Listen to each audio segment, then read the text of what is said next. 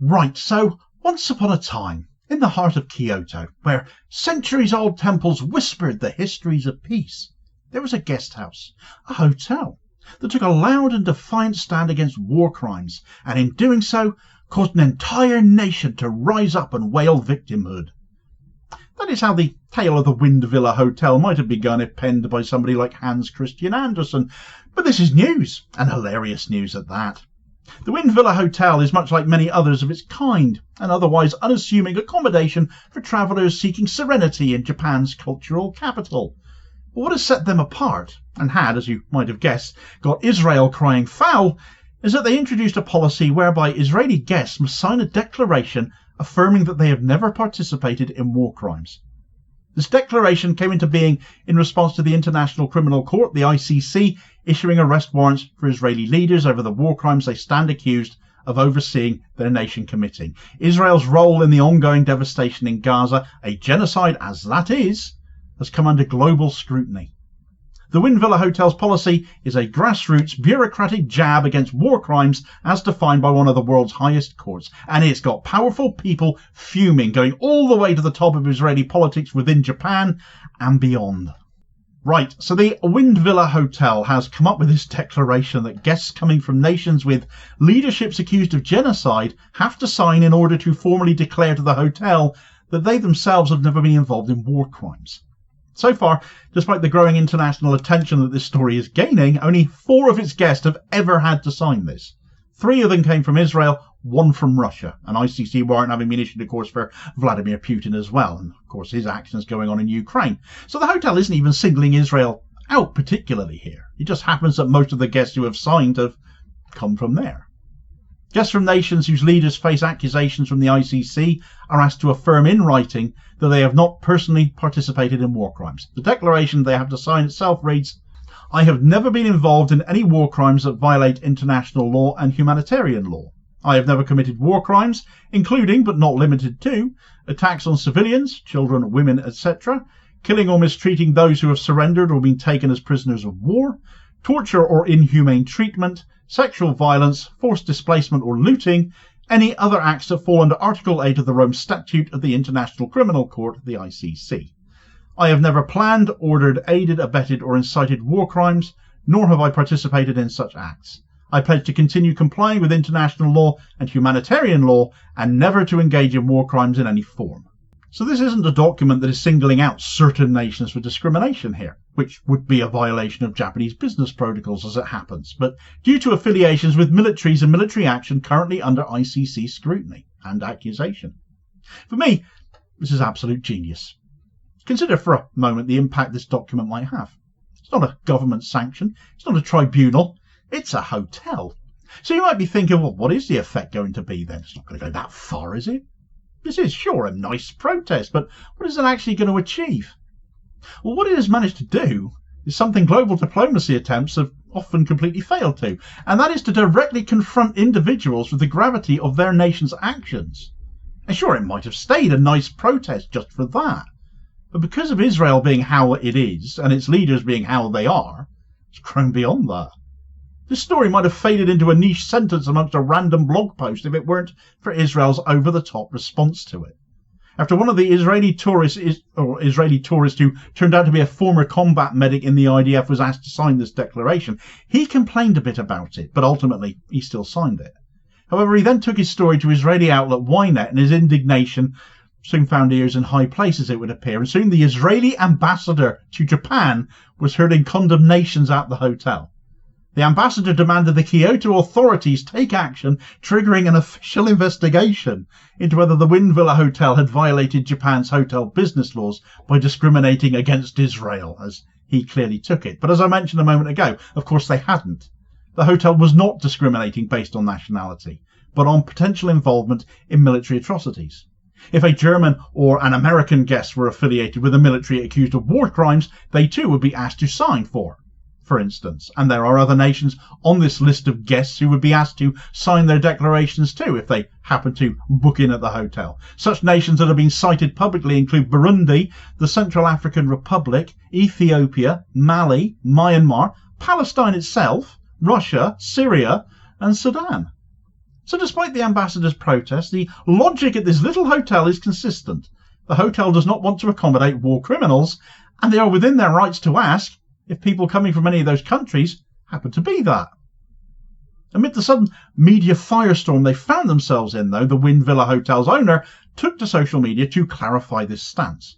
In an absolutely scorching statement on Twitter, guaranteed to set the bum hairs of Israel's professional victims on fire, they said, "Our guesthouse's pledge of non-involvement in war crimes applies not on the basis of nationality, but rather to individuals who have belonged to a military organisation that has been determined by the International Criminal Court, ICC, to have committed war crimes. Therefore, this policy does not constitute discrimination based on nationality. The very definition of discrimination is the unequal treatment of individuals based on factors beyond their personal control. To give an example, subjecting someone to unjust violence, confiscating their home and land, denying them legal protection, or detaining them indefinitely without trial simply because they are Palestinian clearly constitutes discrimination. In contrast, joining a military, regardless of whether it is through conscription or voluntary enlistment, falls within the scope of personal choice and responsibility. Responding differently to individuals based on such choices is not discrimination. This is especially true when the commander-in-chief of that military has been internationally indicted for war crimes. In such cases, differing treatment is even more justifiable. If Israeli nationals are more likely to be asked to sign the pledge, it is a consequence of the policies and actions of the Israeli government. If this results in disadvantages for Israeli citizens, the responsibility lies with their government. This is the natural and logical conclusion. Should an individual involved in the October 7, 2023 Hamas attacks attempt to stay at our guest house, we would likewise ask them to sign the same pledge. The fact that Hamas committed war crimes and whether an individual Israeli soldier is a war criminal are entirely separate issues. Using the former to justify the latter is nothing more than a typical fallacy called ignoratio elenchi. It was the ICC that determined the Israeli military committed war crimes.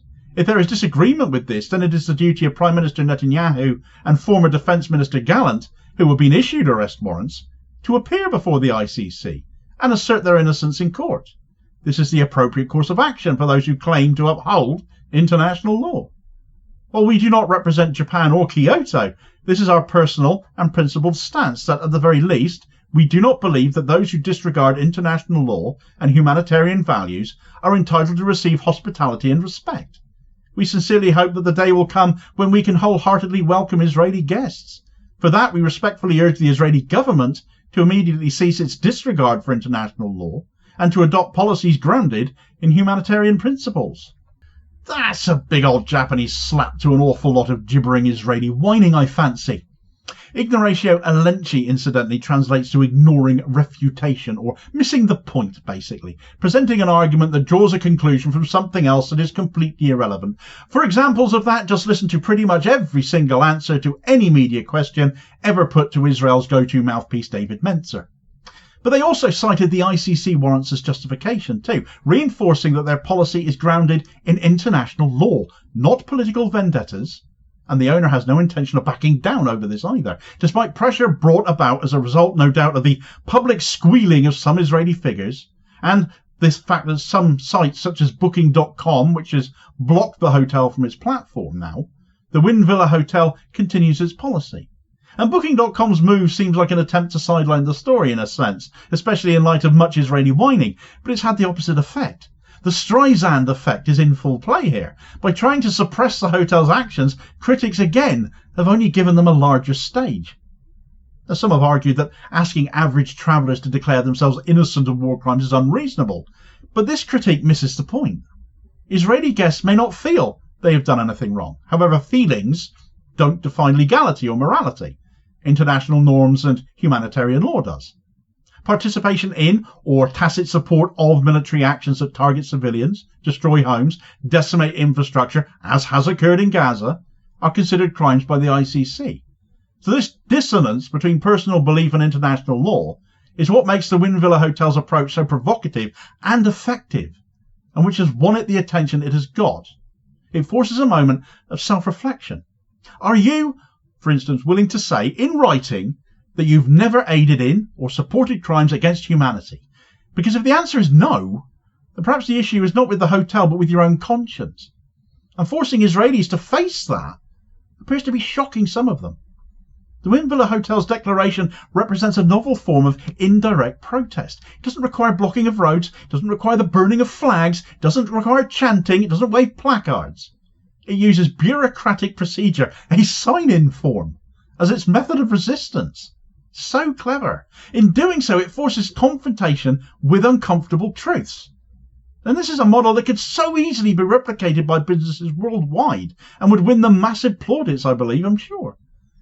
In a globalised economy as we live in this day and age, people who work for or serve governments accused of crimes can no longer assume they'll be able to travel or interact unnoticed. We've certainly seen coverage of soldiers being pursued by arrest warrants when on holiday as a result of the Hind Rajab Foundation as a higher profile example, haven't we? And here's another. It might be much more low-key, but it's also much more achievable for ordinary working-class people to instigate or take part in. Why shouldn't complicity carry with it social consequences? Moreover, the Windvilla Hotel's declaration and its stance do speak to a wider groundswell for protest against Israel in Japan. In Tokyo, pro-Palestinian demonstrators interrupted a conference attended by Israeli Foreign Minister Gideon Sa'ar this week, who was visiting Japan to strengthen bilateral ties and all that gump. But Sa'ar's itinerary was kept secret until the last moment each day due to fears of protests. Demonstrators outside his appearances chanted genocide and waved Palestinian flags, forcing Japanese officials to scramble. Prior to his visit, a separate protest had erupted outside Japan's Ministry of Defense after news had emerged that the government was considering purchasing Israeli drones. Protesters decried the idea of funding a military currently implicated in war crimes. And despite Japan's strategic ambiguity in maintaining good relations with both Israel and Palestine as they do, the protests are pushing the government towards greater transparency and accountability for that. Japanese citizens, particularly the younger generations, as we're seeing across the globe, are voicing clear opposition to what they perceive as complicity in a genocide. But the Windvilla Hotel has catalysed is a much needed global conversation, therefore. Where does individual responsibility begin in the context of state-sponsored violence? When a soldier returns from the battlefield, do they remain a representative of the state's actions? If so, for how long? Should civilians who once wore uniforms be shielded from scrutiny abroad or not? The case of the former IDF medic who was asked to sign this declaration exemplifies this tension. He might view himself as a healer, not a combatant. But in the context of the Gaza conflict, where hospitals are being bombed and medics targeted, his affiliation carries rather poignant implications, doesn't it? So this quirky little protest via paperwork might just be the start of something others can pick up and replicate. The Windvilla Hotel story shows that ordinary businesses can wield unexpected moral power. What if more hotels or restaurants or airlines adopted similar policies? What if being part of a military accused of genocide meant facing not just legal consequences, but social ones? That's got to be a powerful deterrent, hasn't it? The Windvilla Hotel stance forces the world to reckon with moral grey zones that too often go unexamined. It reminds us that war crimes are not abstract at all. They're acts committed by real people who then go on holiday and check into hotels and expect privacy and anonymity and to enjoy themselves despite the actions they've taken or may have taken. Perhaps it's time that expectation ended, therefore. The controversy surrounding the Windvilla Hotel in Kyoto turns out to be about far more than a guest house policy then, doesn't it? It is about conscience and complicity and courage as well. In refusing to host those potentially involved in war crimes, this guest house has taken a stand many governments haven't had the balls to. It has elevated the conversation around Gaza from diplomatic backrooms and parliaments to the check-in desk. It might be comical somewhat in its simplicity, a hotelier asking tourists to swear they're not genocide heirs. But its impact is still profound. As the world watches Gaza burn and governments equivocate, it may be up to individuals and institutions and businesses like the Windvilla Hotel, like all of us as well, not necessarily just in hospitality or travel, to say what needs saying. We do not welcome war criminals. What this has also shown is that protests can take many forms too, including the humble act of drawing a line on a piece of paper. So let's see if our governments can try and criminalise that. Meanwhile, in another example of exactly that which the Windvilla Hotel has taken a stand against, Israel has just struck 2 hospitals in Gaza because they found another Hamas tunnel under one. Or at least that was the claim until it was revealed to actually be underneath a school instead, several blocks away. But hospitals are more vital in Gaza right now, aren't they? So they have to be made a target somehow by Israel. But with Israeli lies coming apart again over such things, it's another bad day for those trying to excuse this as anything other than a genocide.